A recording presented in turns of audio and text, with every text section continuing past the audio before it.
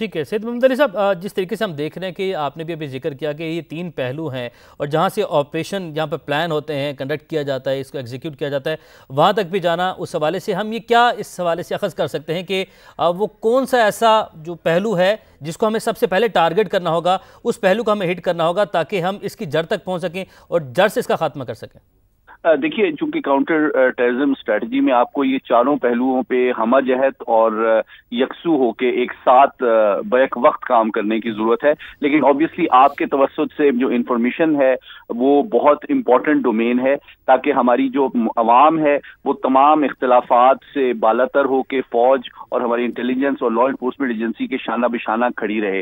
دوسرا پہلو اس کا سفارتی ہے کہ بدستور ہمیں دباؤ جو ہے کابل ایڈمنسٹریشن پہ برقرار رکھنا چاہیے اور ان کو یاد دہانی کرانی چاہیے کہ یہ جو دہشت گرد ہیں یہ نہ صرف ہمارے بلکہ ان کی بھی ملک و قومی مفاد کے دشمن ہیں. اور جو تیسرا پہلو ہے وہ میں سمجھتا ہوں کہ قانونی ہے، کہ جو ملٹری کورٹس ہیں وہ ایک ایسا فورم پرووائڈ کرتے ہیں جس کے ذریعے سے نہ صرف ان دہشت گردوں کو قرار واقعی سزا دی جا سکتی ہے فوری طور پہ، بلکہ ایک ڈیٹرنس بھی کریٹ کیا جا سکتا ہے جس کے تحت جو اس طرح کے گمراہ لوگ ہیں وہ اس طرح کی حرکتوں سے ان کو باز رکھا جا سکے. ٹھیک ہے، یہ بھی آپ ہمارے ساتھ ہی موجود ہیں. راشد ولی صاحب بھی دفاعی ترجمہ ہمارے ساتھ موجود ہیں. راشد ولی صاحب بہت شکریہ جوائن کرنے کے لیے.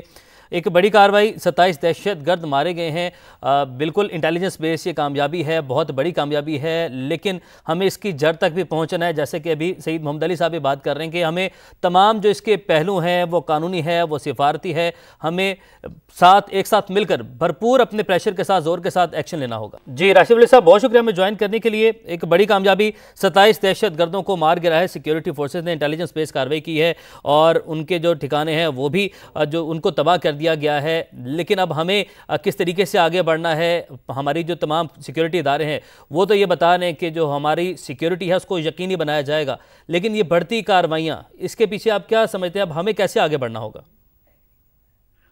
دیکھیں، یہ جو علاقہ ہے جہاں دراصل اس میں 6 جو دہشت گرد تھے، انہوں نے ایک آئی ڈی لیڈن جو وین تھی وہ سیکورٹی چیک پوسٹ پہ اٹیک اس سے کیا، اور اس پہ جو ہماری جو سیکورٹی فورسز نے ان کو ریٹیلیٹ کیا. سرچ اینڈ کامبنگ آپریشن جاری ہے. اس کے بعد کولاچی میں بھی انہوں نے دہشت گردوں نے حملہ کیا اور اس کا اسی طریقے سے رسپونڈ کیا گیا، on spot resistance followed by ان کے خلاف ایکشن. جو کلاسک کاؤنٹر ٹیررزم آپریشن ہوتا ہے، اس میں آپ کو انٹیلیجنس کی لیڈز ہوتی ہیں، اور جب اٹیک اگر اس قسم کا آ جائے تو اس کے لیے پریپیئرڈ ہوتی ہیں ہماری فورسز. جو آن اسپاٹ ریزسٹنس فرسٹ جو ٹیئر اس کا ہوتا ہے، اس کو ریزسٹ کرنے کے بعد ان کے اوپر اٹیک کیا جاتا ہے. وہ اٹیک کیا گیا، اس کے نتیجے میں 27 دہشت گردوں کو واصل جہنم کر دیا گیا. یہ جو علاقہ ہے ڈی آئی خان، نکی مروت، ٹانک اور یہ ساؤتھ وزیرستان، یہ ایکٹیو اس لیے بھی ہوا ہے کہ وہاں سے زیادہ کچھ ایسی ٹرائبز تھیں جو پاکستان کی طرف انہوں نے ہجرت کی تھی، اور اس کے بعد ابھی تک وہ سیٹل وہاں نہیں ہے، اور وہاں سے جو ٹی ٹی پی کی آمد و رفت بھی وہ زیادہ جاری ہے کیونکہ ان کو افغانستان سے اس پہ شے مل رہی ہے. اور اس پہ جو ہمارا جو ایک اسٹریٹجی حکمت عملی ہے عام فورسز کی، وہ اس وقت اس کو نکالنے کی ہے، کمپلیٹ سینیٹائزیشن کی ہے اور نو ٹالرنس. تو اس میں جو high risk high reward operations ہیں وہ کیے جا رہے ہیں، اور اس میں اپنی بھی جان ہتھیلی پہ رکھ کے ہماری جو سیکورٹی فورسز لڑ رہی ہیں.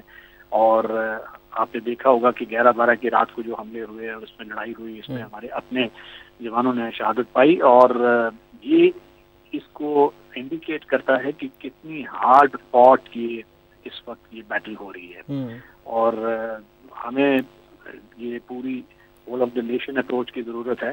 تمام اداروں کو، جس میں جوڈیشری ہے، جس میں لا انفورسمنٹ کی سارے ادارے ہیں، میڈیا ہے، اکیڈیمیا ہے، ان کو یکسو ہو کر اس افراد کا مقابلہ کرنا ہے. اور ہم نے یہ بھی دیکھنا ہے کہ ہمارا کرمنل جسٹس سسٹم اتنا اسٹرانگ ہو کہ جب ان کے خلاف ایکشن ہوتا ہے اور ان کو پکڑا جاتا ہے تو پھر وہ نارمل عدالتی کارروائی نہ ہو. اور ملٹری کورٹس اگر اس کو بروئے کار لاتے ہیں ان کو کٹہرے میں لانے کے لیے، تو اس کو نیڈ لیسلی اس کو پولیٹیسائز نہ کیا جائے ایسی چیزوں کو. सारा आपके सामने है कि कितनी हार्ड फॉट बैटल्स हो रही हैं, और उनका जो हमला है उसको नाकाम बनाया गया है, उसके खिलाफ इंटेलिजेंस बेस्ड ऑपरेशन किया गया है और उनकी कम्प्लीटली बेखनी की जा रही है। तो इसमें शहादतें भी होनी है और आपने देखा कि हमें यहाँ पर यकजा रहना है, पूरी कौम को एक आवाज़ यहाँ पर बनना होगा। राशिद वली साहब, आपका जो तजिया आपने पेश किया, आपका शुक्रिया। आपसे मज़ीद भी इस हवाले से बात करते हैं कि जो नाज़रीन अभी भी हमें ज्वाइन किया, उन्हें बताएं कि डेरा इस्माइल खान में फोर्सेस के मुख्तलिफ मकामात पर ये कार्रवाइयाँ हैं। सिक्योरिटी फोर्सेस की कार्रवाइयों में 27 दहशतगर्द जहन्नुम वासिल हुए हैं। दहशतगर्द सिक्योरिटी फोर्सेस और शहरियों पर हमलों में मुलविस थे। नुमाइंदा खुसूसी सुमैरा खान हमें इस हवाले से अपडेट कर रही थी। सुमैरा, आप अपडेट कर रही थी, ये जो कार्रवाइयाँ हुई हैं, इन तमाम कार्रवाइयों के बारे में तफसीलन हमें आगाह कीजिएगा, और अभी क्या ऑपरेशन कुछ जारी है या इसको रोक दिया गया है, मुकम्मल कर लिया गया है, तमाम डिटेल शेयर कीजिएगा। जी, इसमें सबसे पहले तो मैं ये बताती चलूं कि लोगों को ये लग रहा है शायद कि सिर्फ डीआई खान में एक ऑपरेशन हुआ है, ऐसा नहीं है। डीआई खान में सब मुख्तलिफ इंटेलिजेंस बेस्ड ऑपरेशन, जिसको IBO कहा जाता है, ये टर्मिनोलॉजी थोड़ी सी वक्तन फवक्तन क्लियर करना बहुत जरूरी है।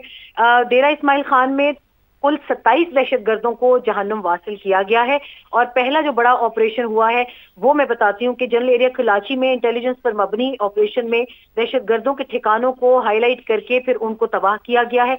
4 दहशतगर्द वहां जहन्नुम वासिल हुए हैं। इसके अलावा दराजंदा में सबसे ज्यादा दहशतगर्द मारे गए हैं, 17 दहशतगर्द वहां पर मारे गए हैं।